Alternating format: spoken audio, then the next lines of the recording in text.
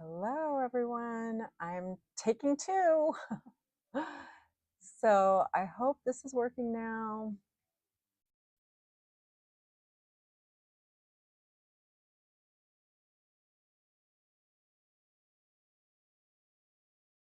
All right, Kevin, if you're on, let me know. Nice. I think I got it.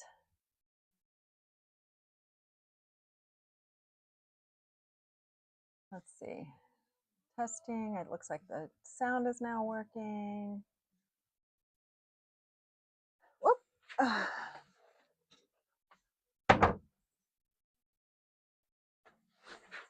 Hi, hello. If you're on, let me know.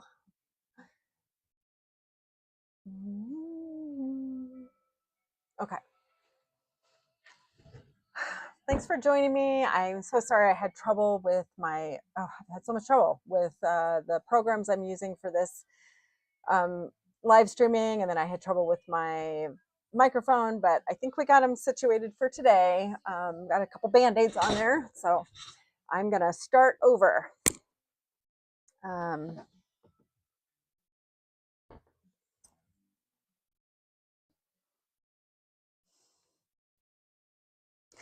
So I have this vessel that I created for a demo in my hand building class at Art Space on the Coast. I teach there on Monday nights, hand building. And I created this by doing two pinch pots that were fairly big. I used larger pieces of clay and I made two pinch pots, and then I put them together.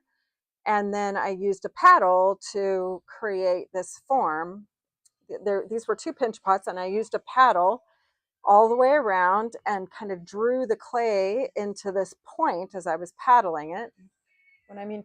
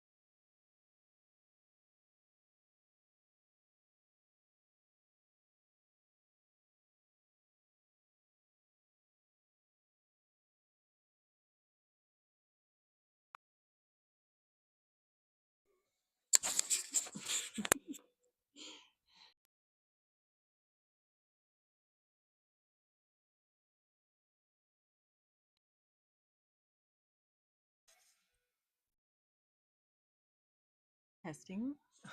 Is it working? Oh, good Lord.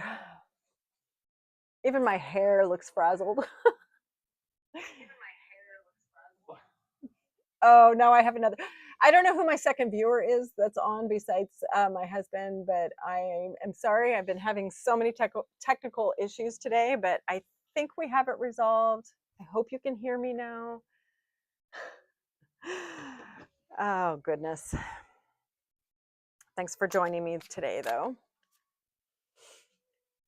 All right, deep breath. I am here now. I'm in this space and I'm going to pull a tarot card. I think today my inquiry, my question, my prompt is just going to be what energy wants to be in the studio with me today?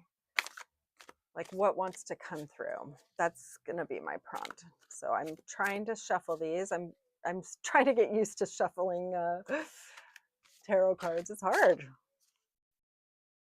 Thank you for the hearts. Okay. And then I'm going to cut the deck. I don't know why I do that. Sometimes I do, sometimes I don't. All right, let's see. Oh, this is the Seven of Wands.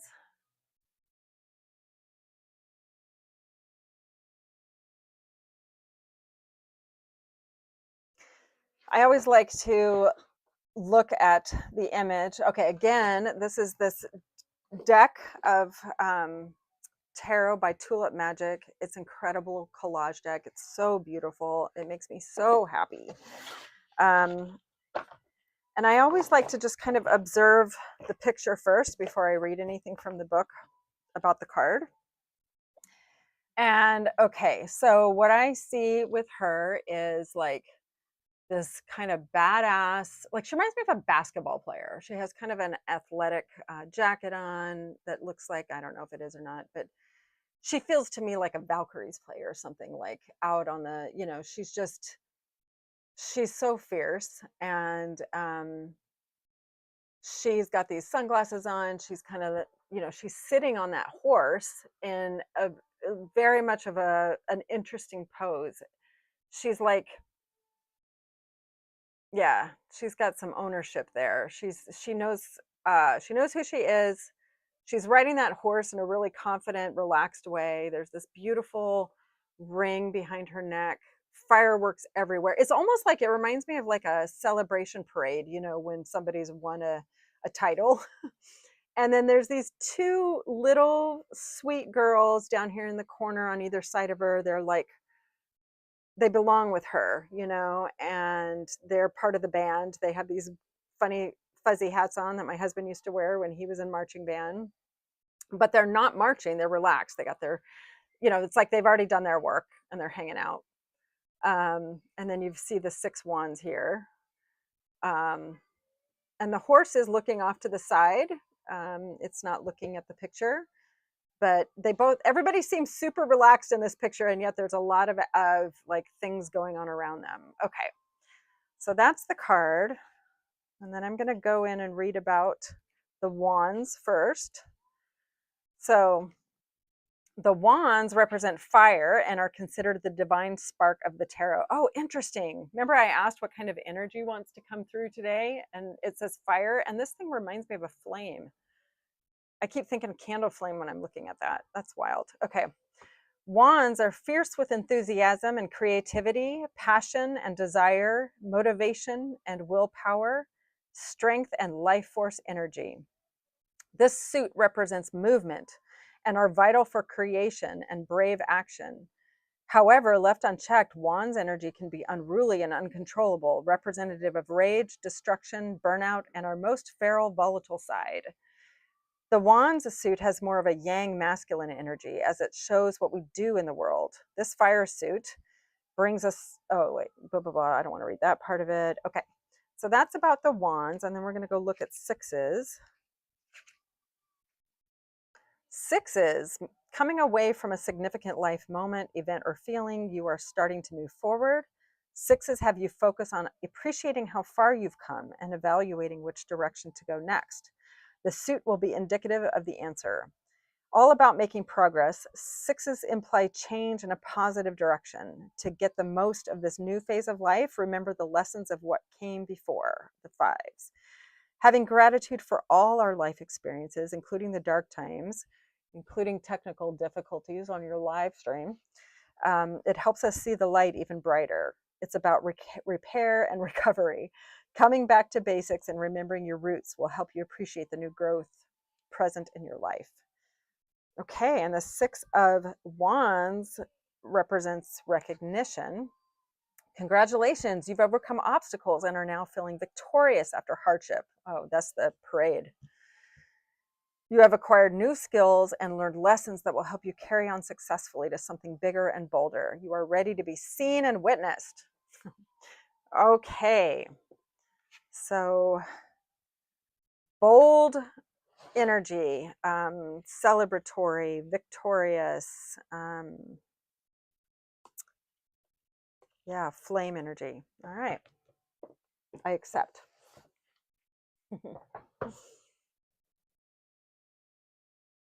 Okay.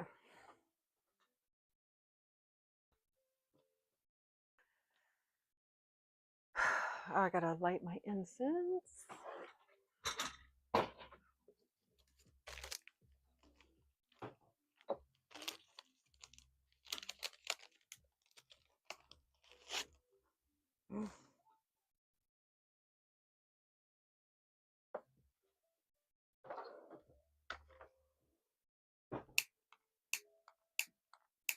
Uh-oh, my lighter is going out.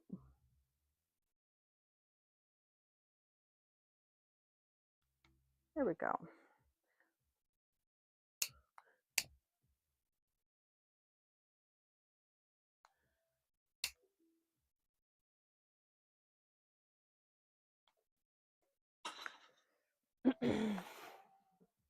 Okay, so this vessel, I I can't remember. I mentioned this in my previous thing, but I think I got that part wasn't recorded because of the audio difficulties. But I made this piece as a demo in the hand building class that I teach on Monday nights at Art Space on the Coast here in Pacifica.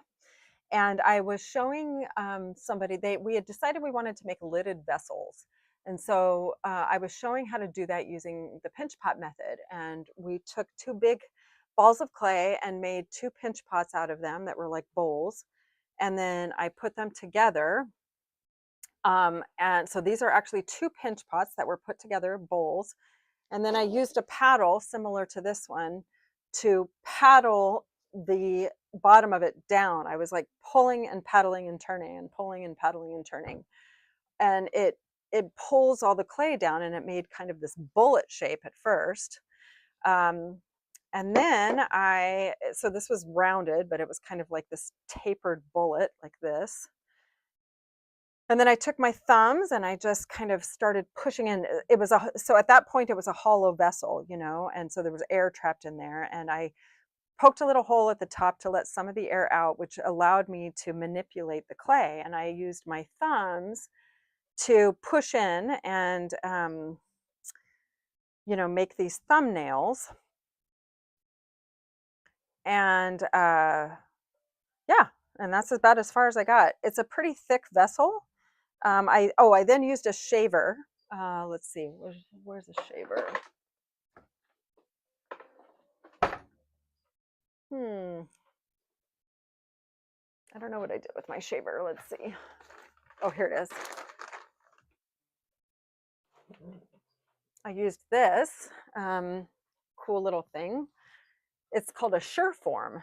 And I used this. It takes off, it basically shreds your clay and pulls off a lot at a time. So I took that and made, refined this tip, brought some of this down, did some more paddling. And so anyway, now this is where it sits. It's still pretty heavy because I think it's pretty thick. And so I thought it could be a good vessel to practice some carving on, which I just really, really enjoy doing. I don't have much of a plan at this point, but I thought we could just wing it and yeah, let's give it a go.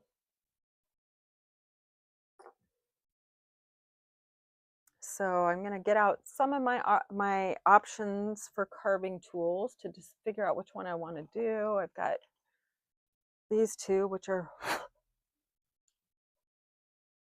pretty much identical. I think I've got the same blade on both of those. Um, got this one.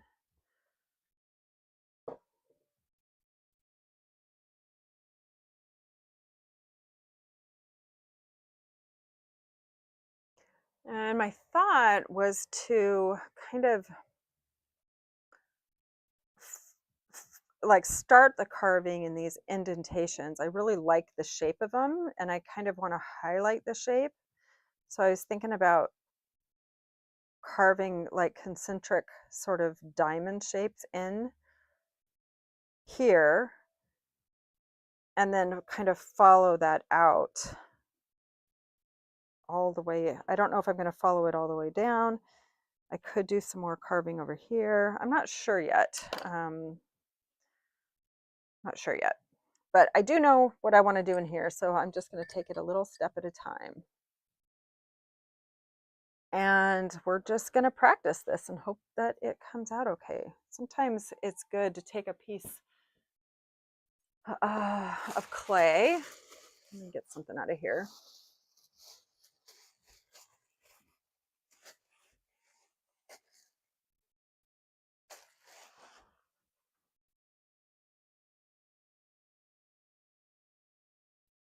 And obviously this is wet, really wet, so it's gonna not be super accurate about what kind of carving I'll get, but I'm hoping that it'll give me some idea of what what a good practice would be is to have some extra clay sitting around that's at the same dryness so that you can practice and see what you want to do. So that's kind of the line that this one makes, nice and rounded. The tip is a little bent, so it carves a little deeper over here, which is interesting. I could do something like this, which is going to have very much the same.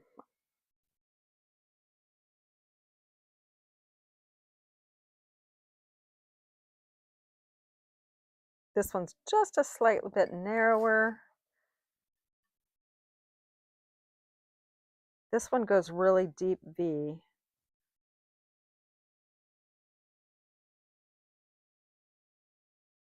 That one's pretty deep. I don't know that I want to do that. Let's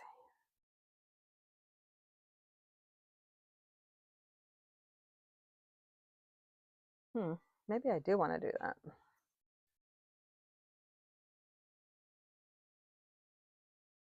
Oh, I like that.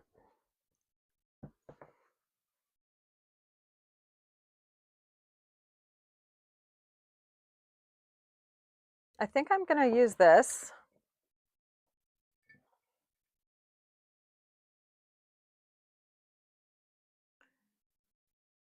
Kevin, if you're there, can you say hi in the chat?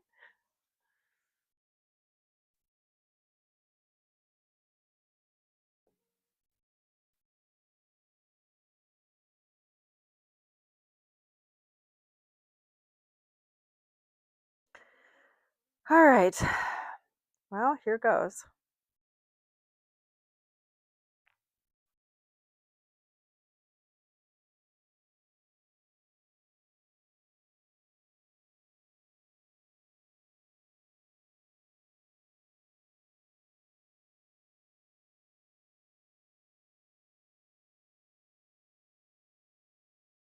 Hi. Hi, friend. Hi, Jenny. I have this vessel that I made this in as a demo piece for my Monday night hand building class.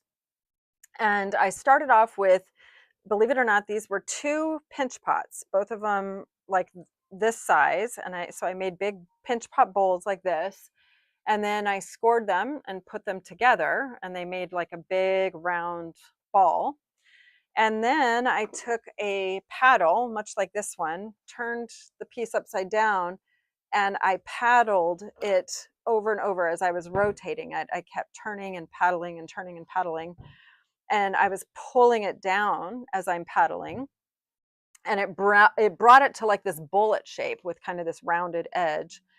And then from that point on, I poked a hole in the top because it was full of it was a open, I mean, empty. What do I want to say? It had air in it. And so I poked a hole in and it let a little bit of the air off. And then I was able to use my thumbs to do these four indents here, and kind of that brought it to a point. And then I refined it a little bit. And now I'm carving it. I don't know what it is other than a vessel. It looks like a kind of like a flame, but obviously I'm drawn to these shapes that kind of look like a vulva.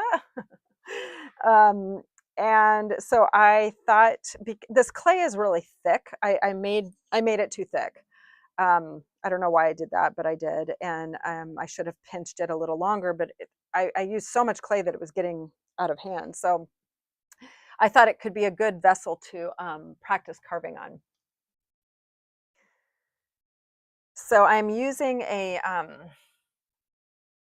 carving tool that is really, really sharp and very, it's one of Diamond Core's finer carving tools. So I'm trying that a little bit, and I don't know. I'm just going to experiment and see what comes from this.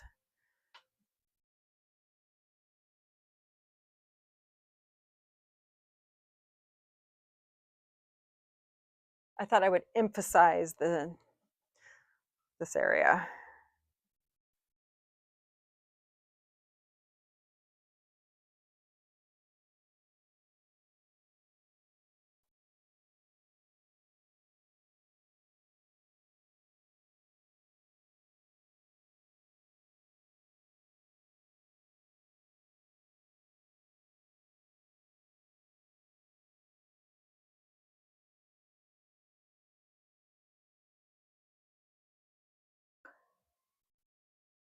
One of the things that I've learned about myself um, through doing clay is that I learn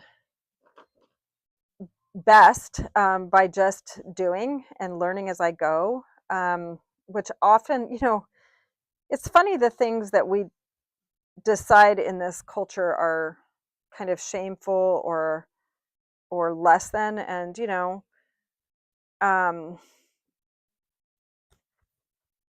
I'm not somebody who always has like big plans and visions for what I'm going to make.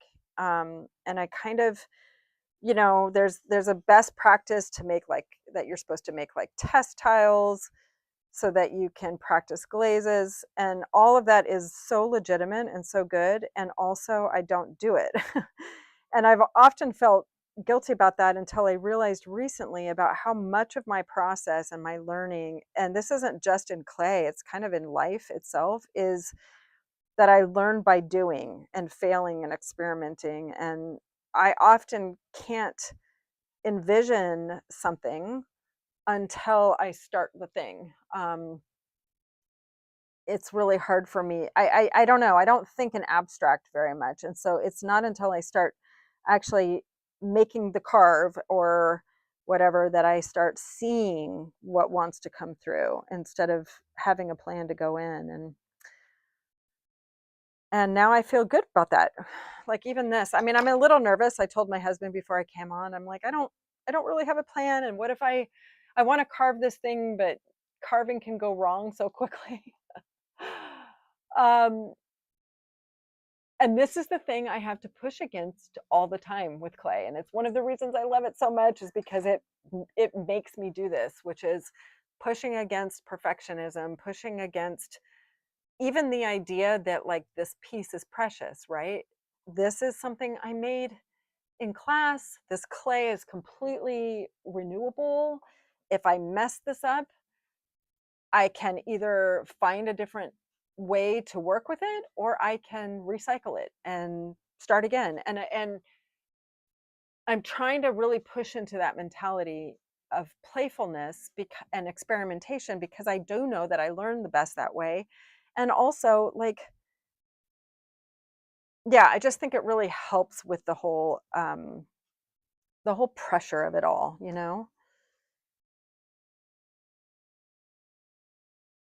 I'm trying to find ways to be more playful in my life as a whole, and like this is a way that I can practice playfulness, is just um allowing myself to try something and not like it.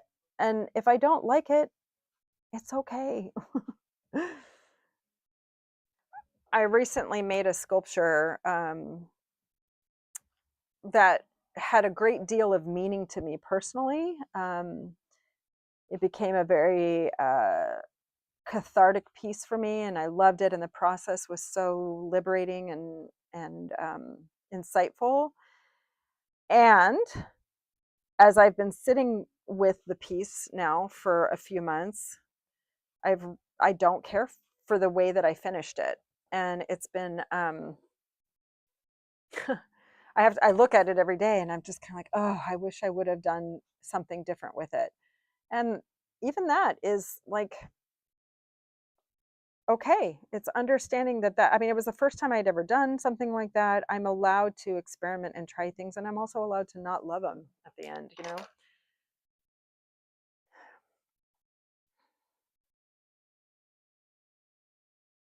This is pretty cool. I'm liking this. This is interesting. Let me hold it up a little bit closer to the camera so you can see. And I'll hold it up here too. Do, do, do. Okay, so that's what that looks like.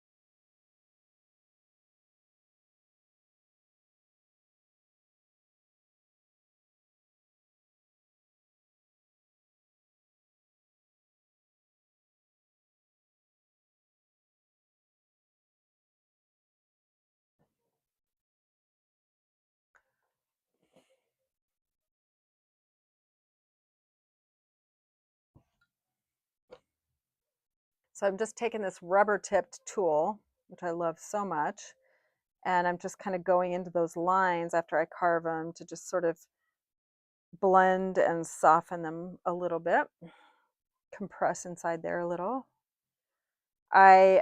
This piece is like a little past leather hard, which is the perfect, uh, to me, the perfect condition for carving, because you get much cleaner lines. I tend to carve too soon, and I get lots of, you know, little shavings and stuff. But I put this outside in the sun for just a bit today because it was still too wet, and it dried it to the perfect um, condition. That's pretty cool. I like that. I think I'm gonna let that rest for a minute. I'm not sure how I want to continue that line, so I think I'm just going to let that rest for a sec, and I'm going to go ahead and do that same thing in these other 3 sections.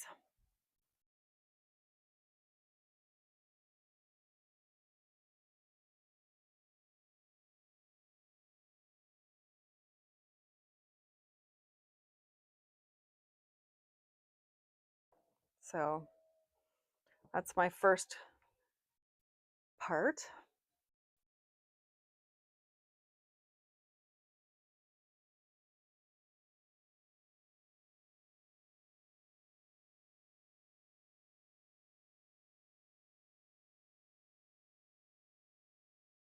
See how cleanly that little line comes off? That's when you know it's the right consistency. And now that I'm saying that, I should put a little piece of plastic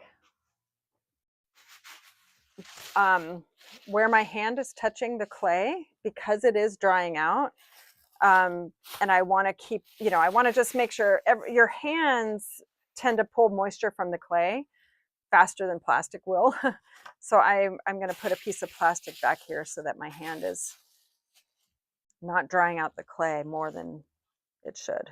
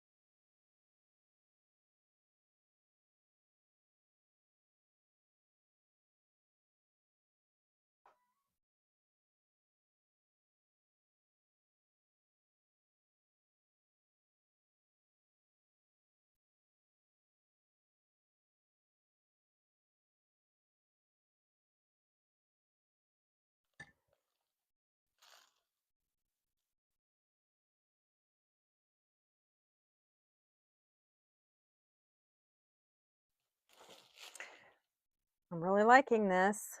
It is, it's very organic. Like this line, I probably carved a little farther away from the previous line than I would have wanted to, and that's okay.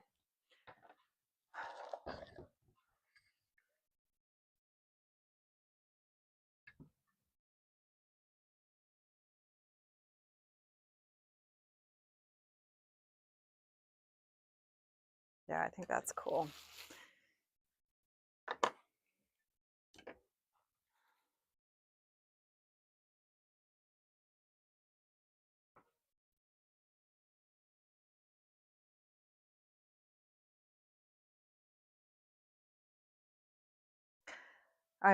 We're dog sitting a really cute little girl right now named Basil. She is a um, Vizsla, which is a bird hunting dog. She is the cutest thing. I'm sure she'll come out here at one point. But anyway, I walked her down to the water today for her morning walk. And there was nobody down there. It was just me and like one other neighbor down there. And there was a whale literally within like a pier's length. We have a pier here. That's how we always judge how far everything is. But I mean, it was like inside the pier, just on its own, not making a big fuss, just kind of floating in and out of the water. So cool. I'm part of this like little Pacifica whale spotting group, so that there's alert. People share when they've spotted whales and like where the activity is happening in the area. And I was reading a post of theirs the other day, and they were just kind of talking about how things have felt a lot slower this year. Like there's not as many. We had a big burst of them at the beginning of the season, and then I guess it's been a lot slower this year. But that was really cool. I saw one just, it wasn't even really blowing a lot of water out. Uh, Jenny asks, how do you know how much pressure to use and which tool to use? Well, that is a really good question. It's just, it's just a matter of experience and time. This tool that I'm using right now is by a brand called Diamond Core. Have mixed, my understanding is that one of the CEO of Diamond Core is a big MAGA guy. So I don't know, I bought these tools years ago, but I haven't bought anything from them since. They're kind of expensive, but for people who are serious about carving, they are like some of the sharpest tools you can get. Um, I don't know. I like them, but I don't know if they're any better necessarily than some of the other carving tools I have. And they are so sharp that it's very easy to kind of, if you just rotate your hand in a certain way, I don't know, it's very sharp. So I like them, but I feel like I don't carve enough to really be super proficient with them. Um, and anyway, and then also I think it just comes from all this experimentation, all the years I've been doing this. You kind of get used to which ones do which, but honestly, it's a guessing game. And I think having a little piece of clay pulled out that you can experiment on and just with angle and depth and everything can be super helpful. I would always recommend doing that before you just start carving if you're not really sure what you're going to be doing. That's a great question though. Thank you. And also, like, I'm kind of the mind of it's always good to start off with kind of like your least um what do I want to say? Like your softest tool, your least intrusive tool to kind of get going, so your eye is seeing what design you're wanting to make, how thick the lines are wanting to go and everything. And then you can easily pivot if you need to.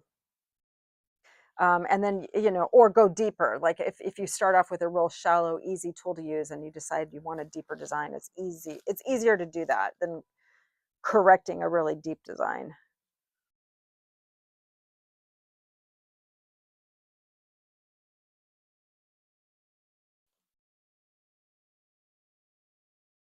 There's a person who used to work for Diamond Core Tools, who I believe went off on his own once kind of the political stuff started happening.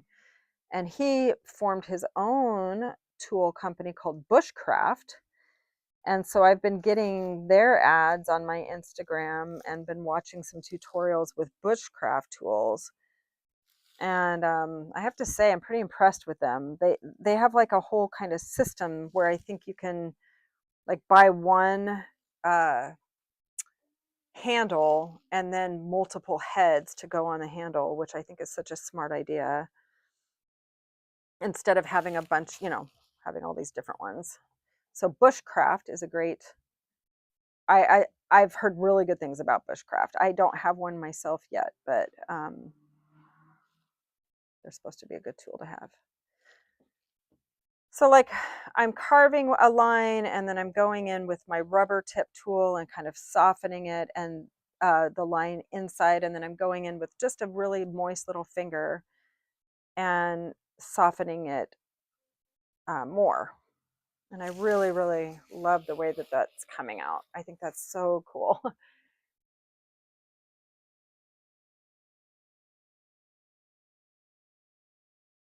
All right, so that's tool number 2. Let's move on. I mean, hole number 2. Let's move on to this one.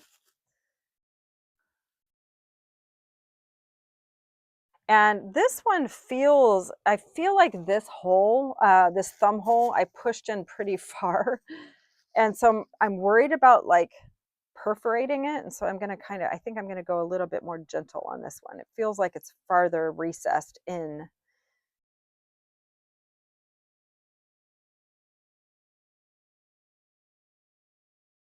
I don't want to poke a hole through it, but if I do, I can just patch it. But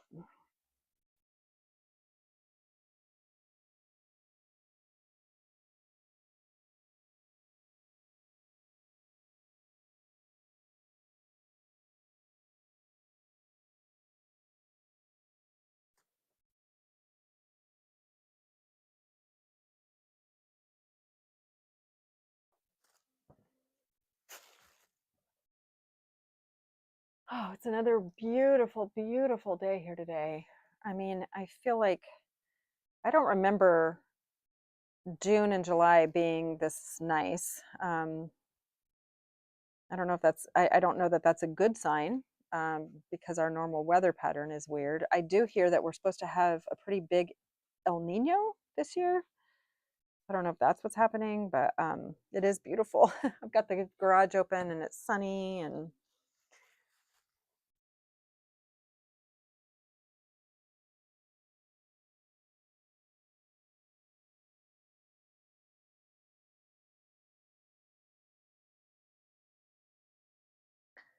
I'm so sad. I heard that I've heard now and read news stories. The pottery studio where I first started, I had very fond memories and like loyalty to, um, in San Francisco, called Clay by the Bay.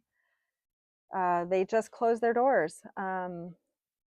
It sounds like the owner has had some financial difficulties and some health difficulties, which I wish her all the best. Yeah, they basically got evicted, and had to close their doors like immediately. And so a lot of the members, it caught them unaware, and they had work in the studio and tools and stuff. And so, yeah, they had to have security come and open it and let people in to get their stuff. Um, it's really sad. It was such a great place, and I hope that everybody who was a member there and an instructor there really quickly can find another studio to be involved in. But sending all my love out to my clay by the Bay peeps.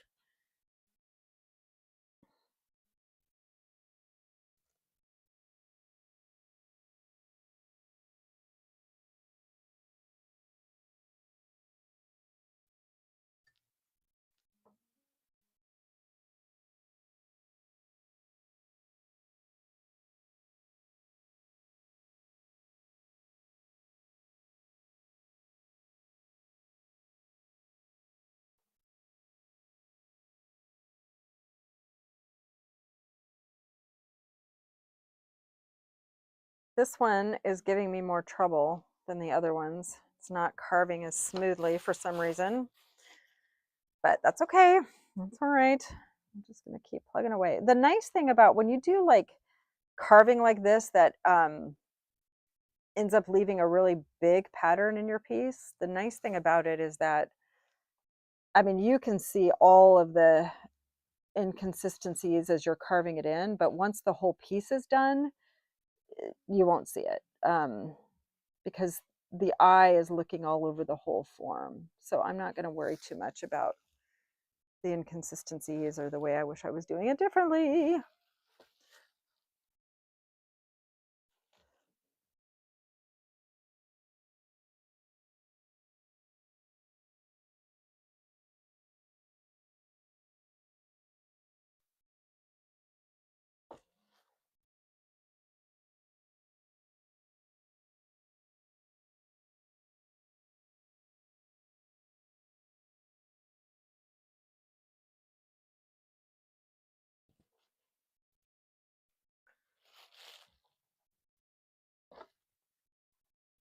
Oops, I'm supposed to be holding it.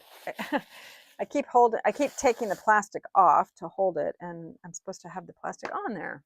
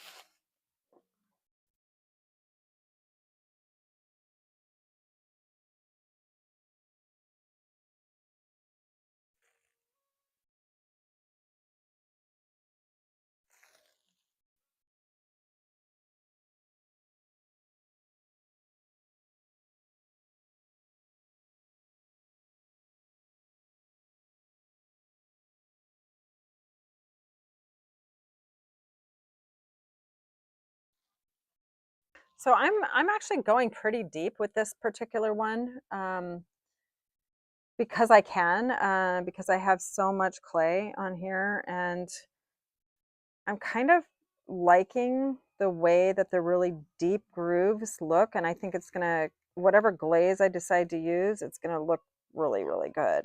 And so that's, so for on this one, the pressure that I'm deciding to use is, a lot of it is because I know that this vessel can handle it because it's, the walls are so thick. And these diamond core tools can go pretty deep. They're so sharp. They can go deep, and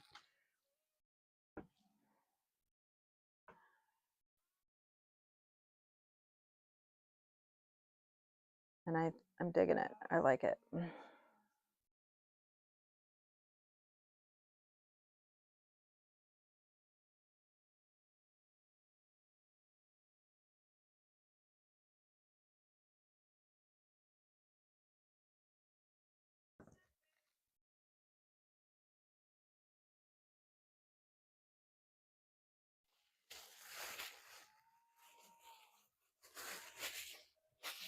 And I'm realizing as I'm going around, I think I am going, like, each round that I do is kind of, I'm getting braver and I'm going a little bit deeper, now that I'm feeling more familiar with this tool and understanding how it's working. The other challenge that I have with this clay is that it's got grog, it's called speckled buff, and so it has what they call grog in it, which is fine sand that they put in clay to help. It's really good for hand building and sculpture and stuff because it helps with the structure, um, keeping the walls up and stuff like that. But when it comes to carving or sgraffito or things like that, where you need, where you're going to be cutting into it, because of the particles of sand that are in there, it can sometimes be a little rough cutting. So that's another, my lines for that reason can't be perfectly straight. But let's face it, I'm not much of a straight line cutter anyway.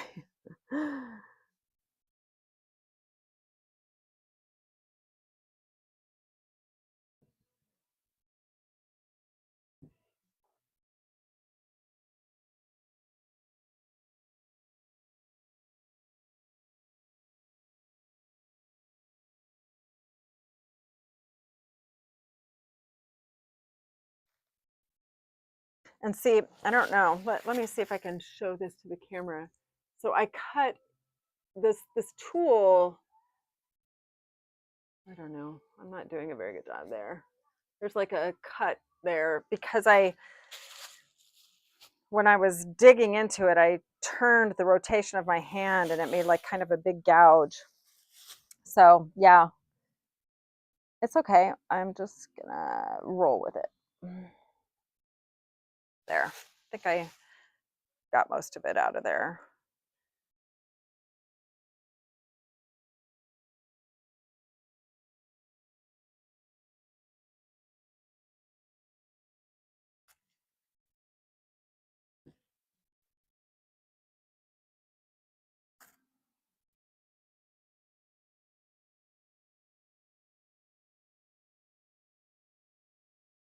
I would love if whoever's watching to get your feedback, about this camera angle, the one that's overhead. When I first did my first few broadcasts, had the iPad camera kind of coming in from the side angle, and I was able to get it kind of pretty close to my hands. Right now I have it coming up from the ceiling, and the arm that it's in is kind of extended as far as it'll go, and so this is about as close as I can get it, but it's a different perspective. I've had some people tell me they like it a lot, but I do feel like I don't know if it's as good as far as like being able to see all of these finer details. I might be able to eventually do like a 3 camera setup, but I have to figure that out.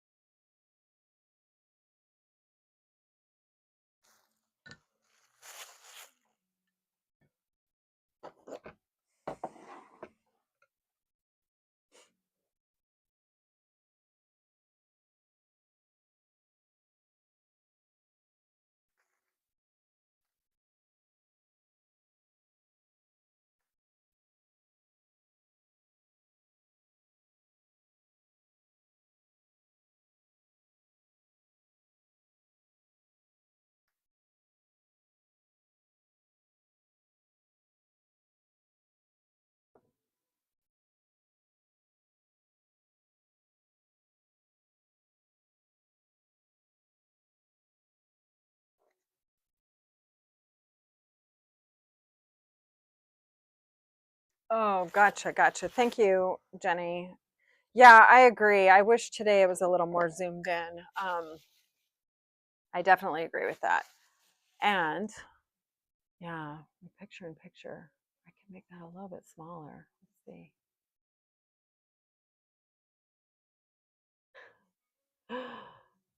I think I can do that on the fly.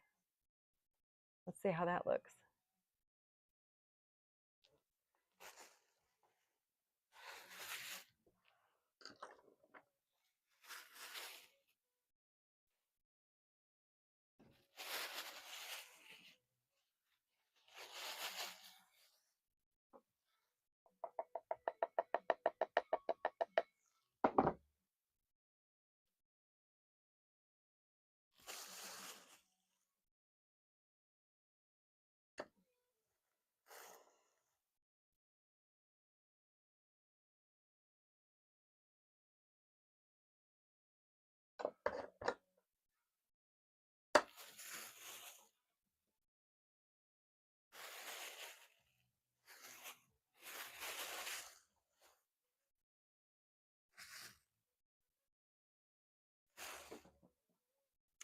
All right, so now I'm looking at this.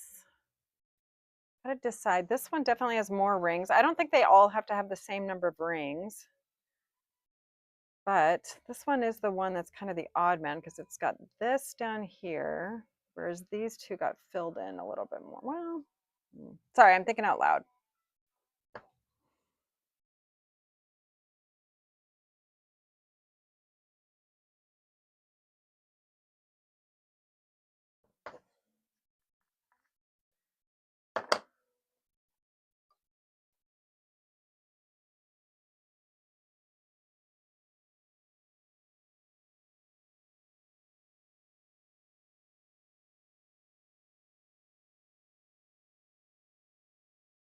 Oh, shoot. Well, I just used the wrong tool and went through a line that I had that I didn't want to go through. So I got to try to fix that real quick.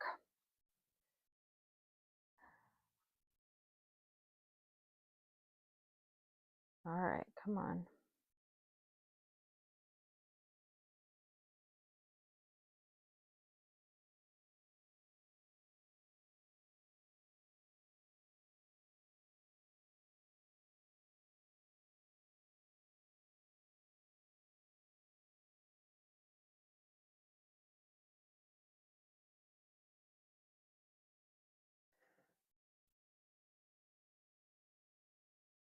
Okay.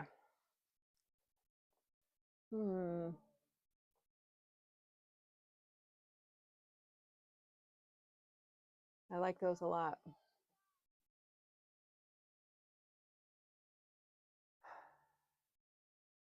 So now I got to figure out what to do next.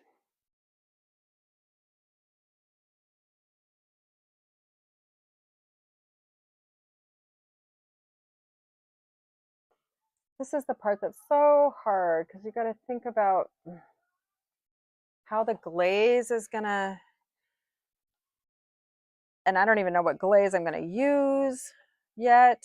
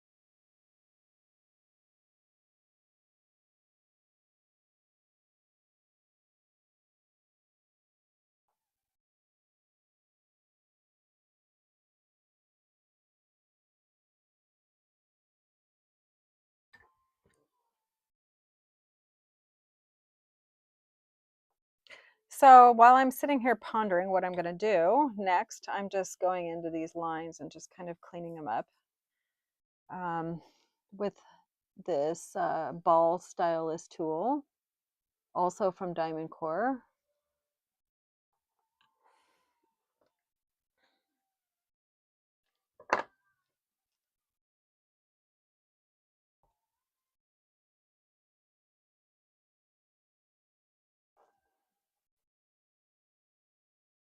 This is I'm going even a little deeper than my carving with this tool because I'm really digging the deep lines. Thinking those can be really defined in the firing because of their depth.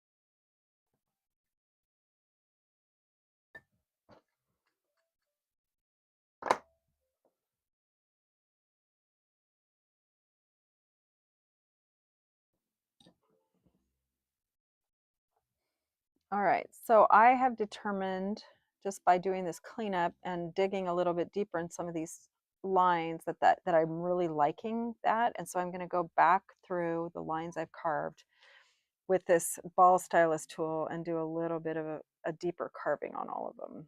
At least that's what I know the next step is. That tool though seems like it's leaving more shavings behind, so that's kind of a bummer.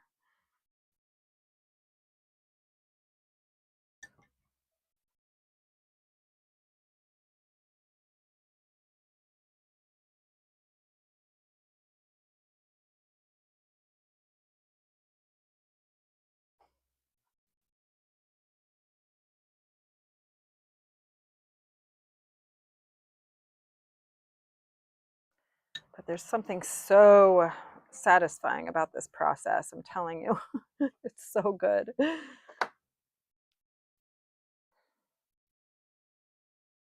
I think I did a series in my for one of my community class projects last semester that was just a series of heavily textured carved vessels. I did 3 of them, and I had forgotten until then how much I loved the process of carving. My friend Joy and I talk about that all the time. She's just now getting into clay and has discovered early on how much she loves texturizing and carving. And so, yeah, it's a great, highly recommend, 10 out of 10 process.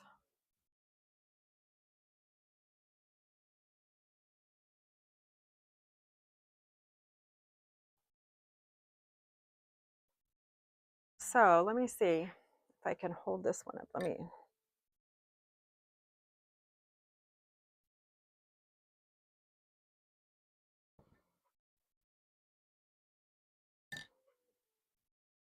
So this is really nice depth in it. Yeah. See how defined that is? So I think I'm going to do that all the way around. They're almost, that one is as deep, but a couple of them could go a little bit more.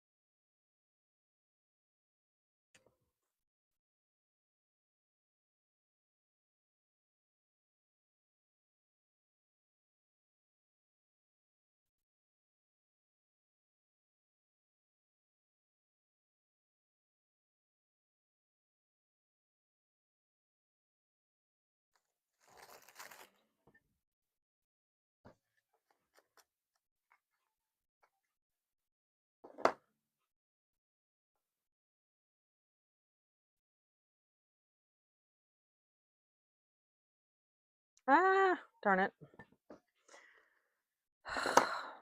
All right, I messed up. It's okay. Just gonna try to erase that line that I just carved through on accident.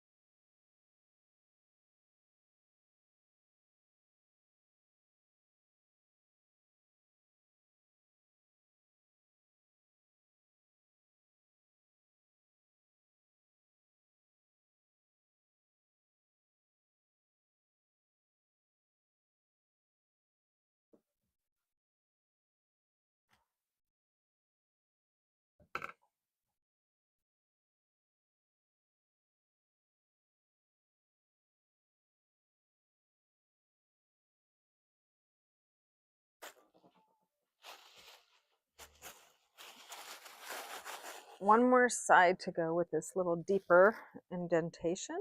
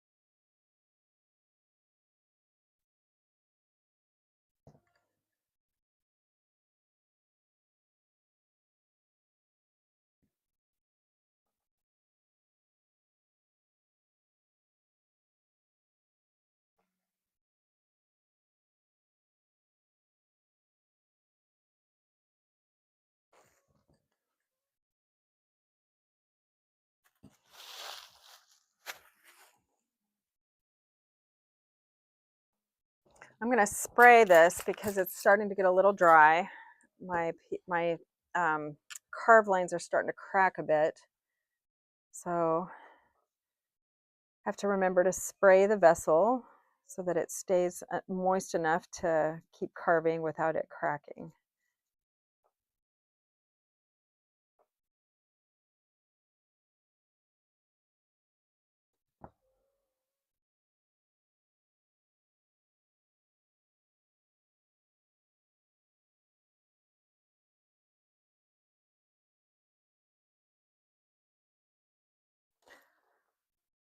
For some reason, this side, this particular one is really messy and I can't figure out why.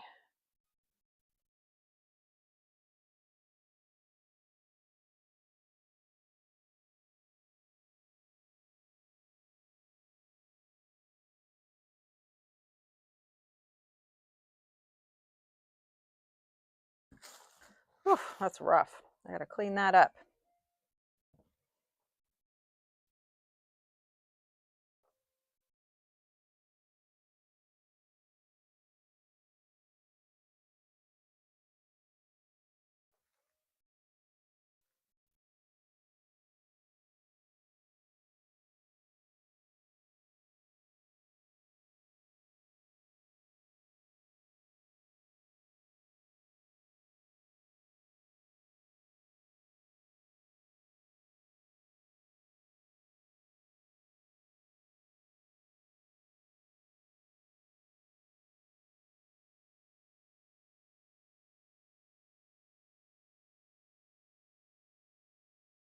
All right, I gotta let that side rest a little. Oof, I feel like I butchered that side a little bit. I don't know what the deal is there.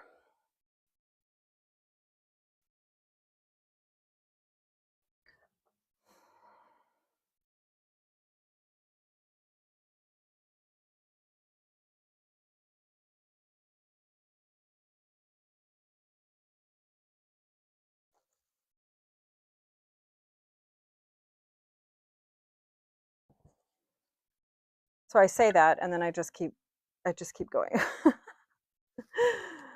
I say I need to take a rest from that side and then I just keep going. I don't know, it's so hard because it's so messed up.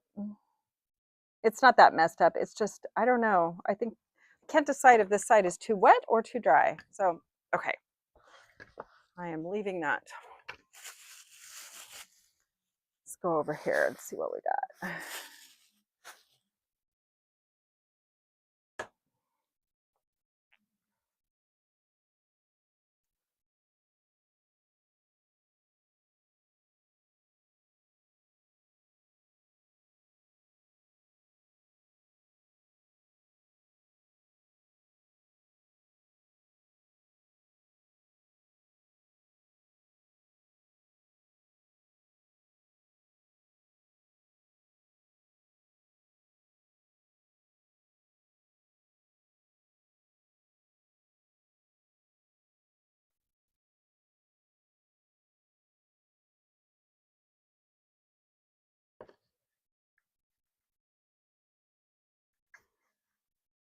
Hmm.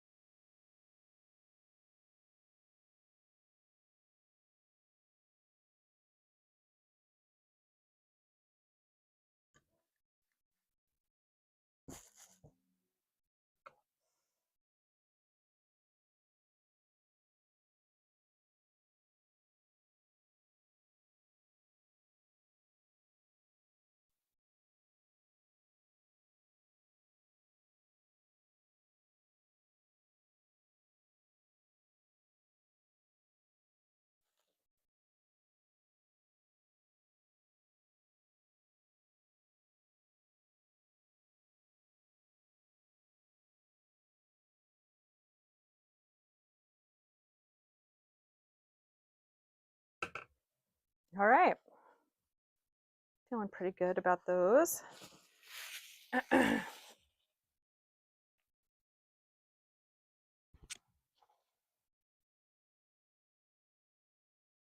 I think what I probably will do, because I just can't think of any other ideas, is I might just continue these lines. Let's see, maybe I'll draw a little bit with my, I might just go ahead and continue these lines just a little bit shallower all the way out, at least on the upper part, and then I'm going to have to figure out what I'm going to do about the lower part. So I think that's what I'm going to do. These lines that are in here are, I'm going to keep working on making them really deep, and then maybe I'll go a little bit shallower as I come out onto the main part of the body. I think that's what I'll do, because that's the only idea I have. So now I got to figure out which tool I want to use that maybe won't go so deep.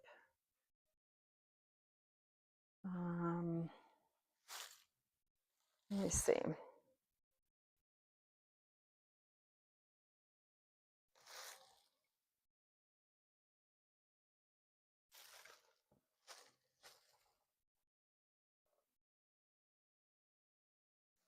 I guess I'll just do this one, this loop tool from Kemper. I think I'll try this one, see how this goes. I'll go up here.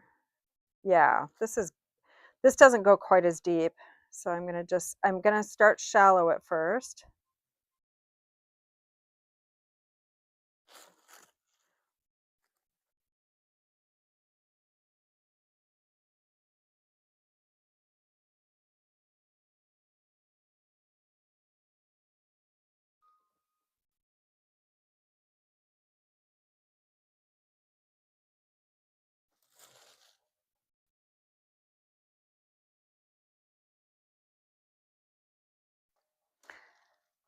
This one's work. I like the depth of this one, but it's having a little bit more trouble pulling through the clay. A, because of how just the thickness of it, and B, the grog that I was mentioning is kind of like making a little. See how jaggedy that is? I don't love that.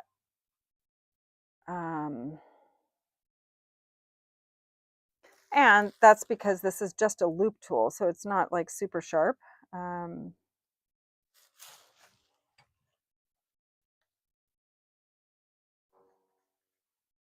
So I got to decide if that's what I really want to keep using.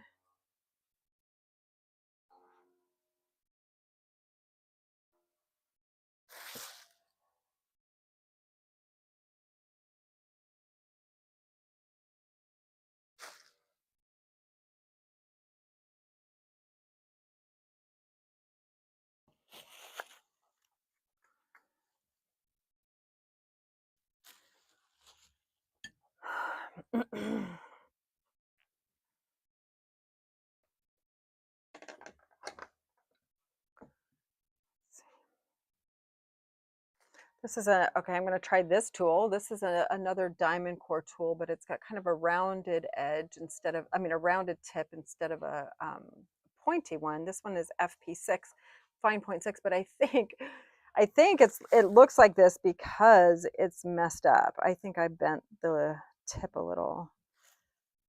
And see, that's a little bit wider than what I would really like of a line. So I'm going to abandon that before I make it go any further.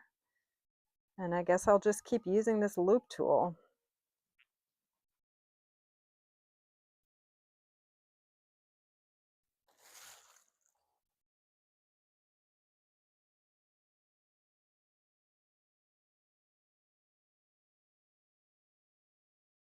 You know, I think as I'm doing this, the key is, okay, or at least for this part, is to not push so hard, to just let it be shallow at first, and then we can always go deeper. But if I push too hard, it makes it really like rough, but I can always clean it up later. Okay, I like that. So I put 2 lines on that one. So I'm going to go around and do that to each section, put 2 more lines on the outside with this loop tool, 2 more valleys. And we'll just keep doing that all the way around until they meet each other, you know?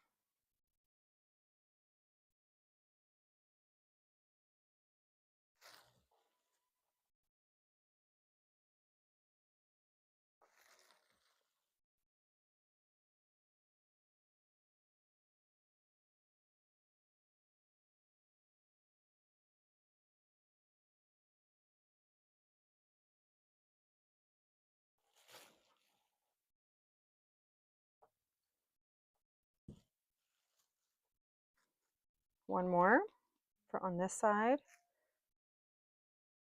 Again, I'm not pushing too hard right now because I don't feel like I have great control of this tool. This vessel is so big, so I'm just making kind of a more shallow channel, and then I'll go in and make it deeper later.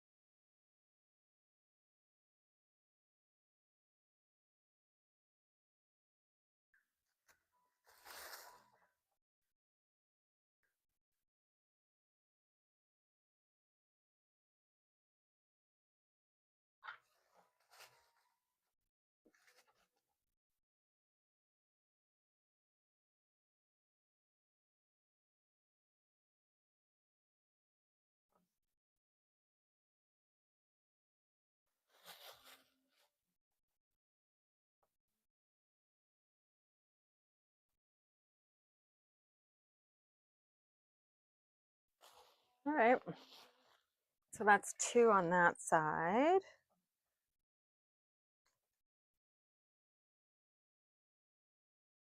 Let's see, 2, 2. All right, I got to do more over here. I'm gonna wet this side so that I've got to keep trying to keep it moist on these sides.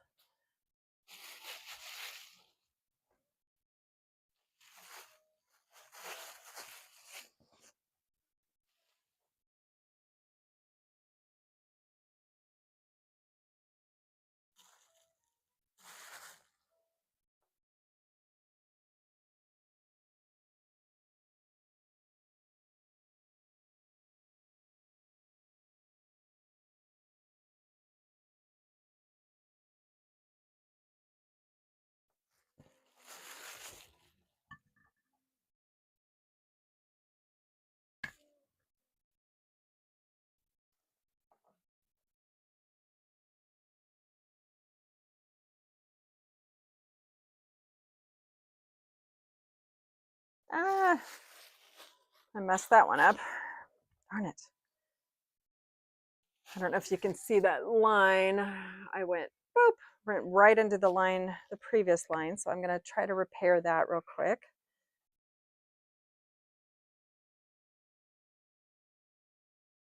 I'm getting under that mess up with this rubber tool and just kind of lifting up the clay to give it kind of a wall again. Smoothing it out, compressing it.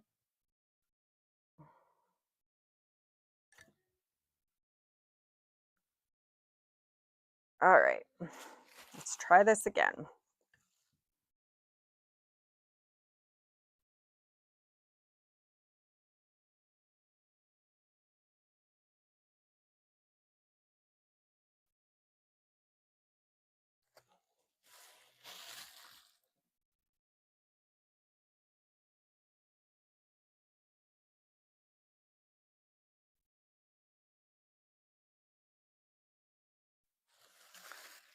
All right, that's okay. You can barely see where I messed up. And again, once this is all carved, you're not going to notice these little places that you see as you're doing it, you know. Um, and you know, with carving, often, I mean, it's you want to try to as with everything with clay, you want to withhold judgment until the end, right? It often turns out so differently than you think that it's going to.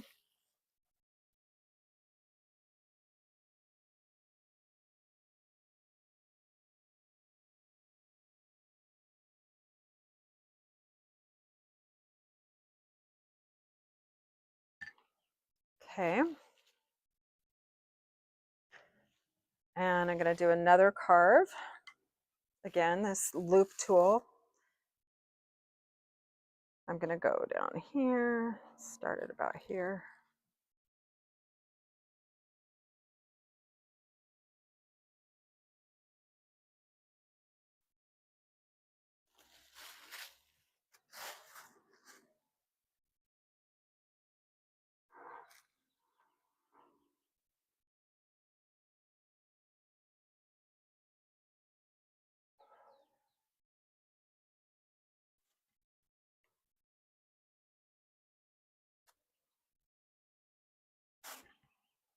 I got a little bit of my line out. I extended it a little too far here, so I'm just going to try to smudge that. This tip of this vessel is becoming drier than the rest of the piece, so I'm going to want to keep that in mind as I'm carving closer to that end, because as it gets drier and drier, it gets more and more fragile, and it could break if I'm carving up in that area when it's too dry. It could break off or like just break in a weird way. So I'm keeping that in on my radar. And right now I'm taking this rubber tool again, and I'm going into all of these crevices that I just made and just kind of trying to smooth that. Um, this one needs to be a little bit deeper.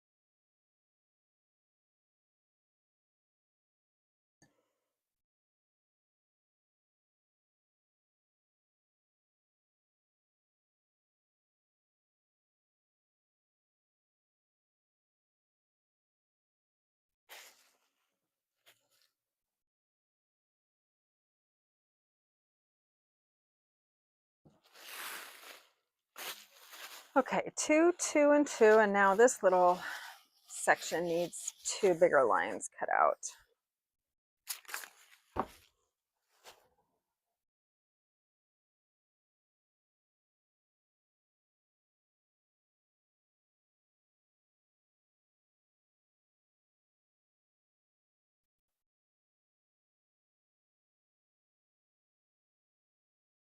So I'm just doing a little bit of cleanup with my rubber tip tool of the little carvings that I've already done. Just this one, I think this is the side that was really messy before, and I just wanted it to dry, but it's still kind of messy. Can't get that. There we go.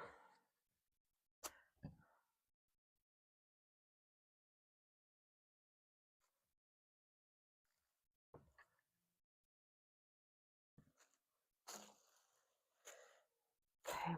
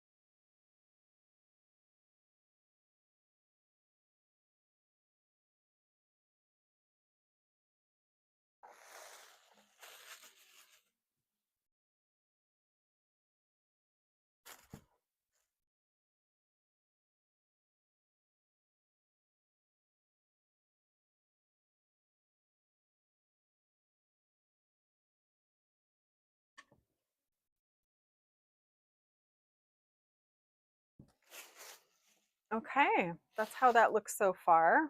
Obviously, this is the biggest. Uh, um, this is the biggest area that of carving. I think if this had the biggest thumb hole, which allowed me to just kind of keep going with it. But that's the biggest one, and then it just kind of moves around from there. And so I think I'm just gonna at the top here, I'm gonna keep carving these concentric lines around the top, and then I'll see what I might. You know, I was thinking I was gonna carve the bottom, and maybe I should because it's so thick. I mean, when I say so thick, it's like the walls are probably a little. I usually do like about a 1/4 inch thick walls. These are probably a little more closer to 3/8, and so it feels really thick to me, but they're not in the, you know, they're not too thick to be fired or anything like that. They just are a little thicker than I'm used to. But it's definitely, you know, it's becoming more dry, and so when it's more dry, the carving can start to crack. Instead of it carving really smoothly, it starts to crack a little bit when you're carving, and that's what's starting to happen here. So I kind of gotta I gotta, I'm racing against the clock, as always happens with clay. What I can do is, I mean, I'm just going to keep pursuing it right now, but also if I don't finish this today, what I'll do is I'll just cover it in a paper towel, like a damp paper towel, and put it in my damp box until I can get back to it again.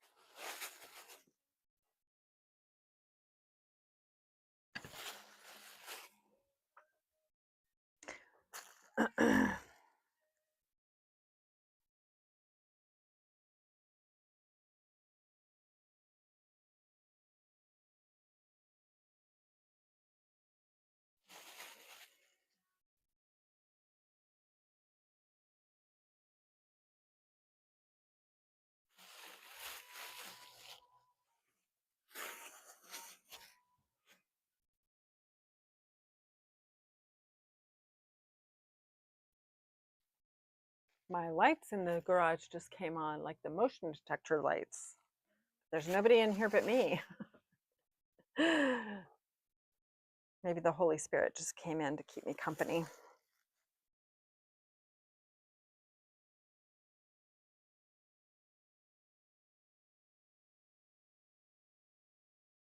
Oh, how funny.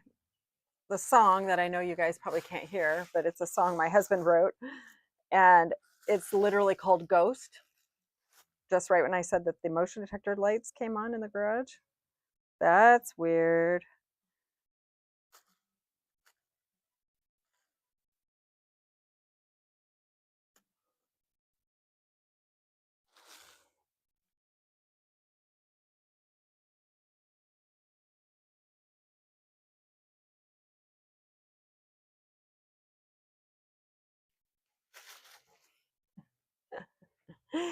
Hi, Joy.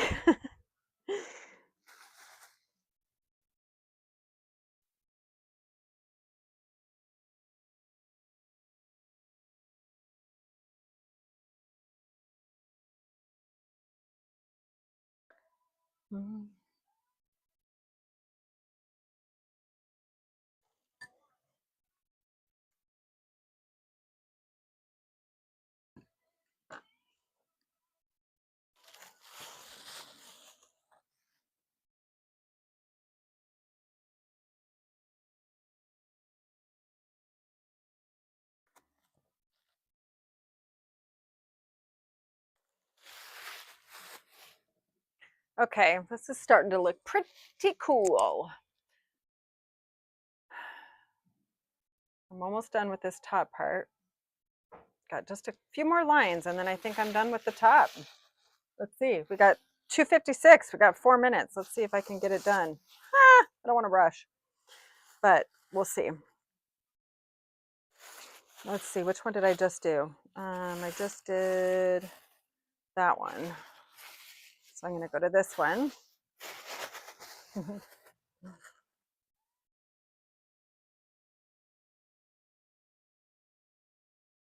There's no one.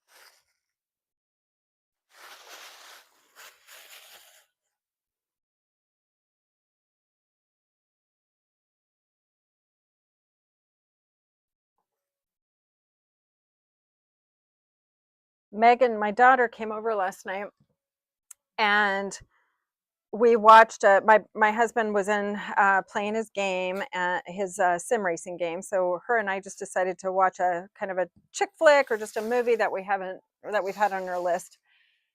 So on Prime there's a movie called The Roses. It's, based on that, remember that old like 80, well, those of you who are old enough, like there's an old 80s movie called The War of the Roses.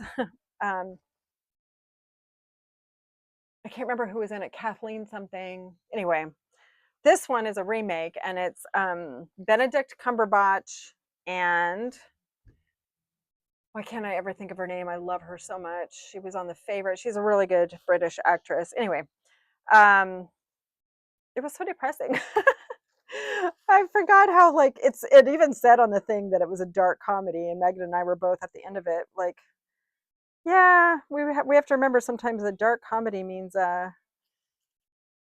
disturbing. They loved it. It was such a sweet love story. They loved each other so much, and then they hated each other so badly.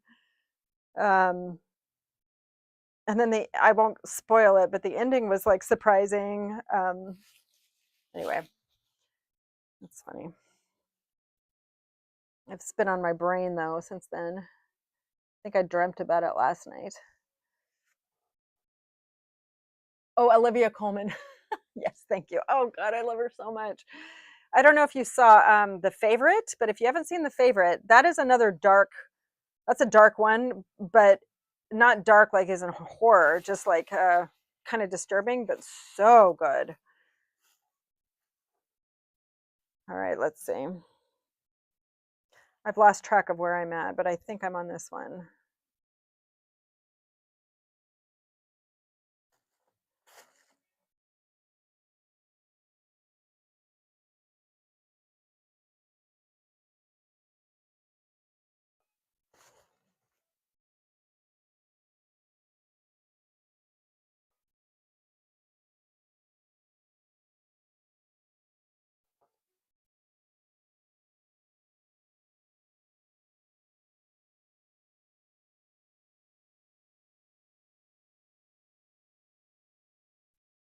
It's funny because on the movie, on the Roses movie, Olivia Colman played a chef, and she was also a chef on The Bear. I don't know if any of y'all saw The Bear, but that's an excellent, excellent show, and she's on that too as a chef.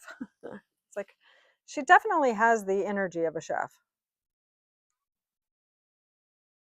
or somebody in the food service.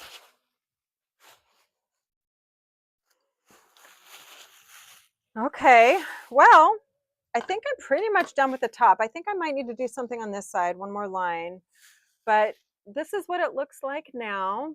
I'll try to put it in both cameras. Let's see, how do I get in both cameras? Anyway, there we go. Yeah, it's really cool. I love it. I love it, love it. Um, I'll keep, refining the lines, getting them a little bit deeper, cleaning them up a little bit. And I think I might leave the bottom uncarved and just have that be glaze now that I'm looking at it. I think that might look really cool. So anyway, this is it. Thank you so much again for joining me today. I've really, really enjoyed this. I know sometimes it's quiet studio time. I hope that's okay. And I also try to give you instruction. I mean, like just tips as I'm going along. But I love this so much. I love having you guys here. And I hope you have a beautiful weekend. I do plan to be here on Tuesday and Thursday next week. I'm not sure what I'm doing yet, but I hope you'll join me and have a beautiful weekend. Love you all. Bye.